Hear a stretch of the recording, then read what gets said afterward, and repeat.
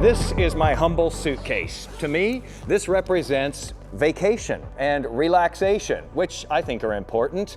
But here's some perspective. For thousands of Texas children who are in foster care, a zippered compartment like this becomes something much more meaningful.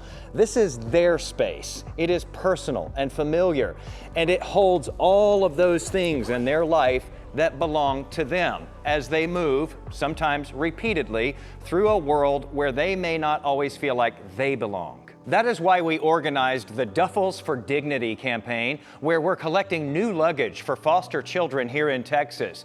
By the time they turn 18 and maybe age out of the system, some of those children will have moved between more than 10 different homes. This could be about the only permanence they have. And even those who return to their original home may still need it. State stats show that when you look at their 5-year outcomes, 43% of them need child protective services again within 5 years of the initial state intervention in their lives. So if you can help foster kids with a suitcase or in any way, really, please do. It's a small price to pay, especially when you consider the lingering costs for children who go through the system. One report says that nationwide, 50% of the homeless population spent time in foster care. And the costs are especially dire for those young people who age out of care when they are 18.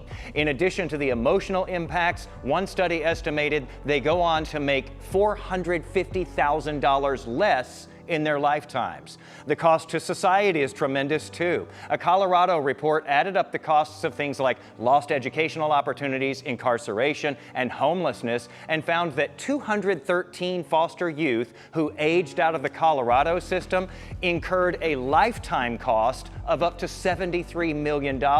And for perspective, Texas routinely has more than 4 times as many young people who age out of foster care every year.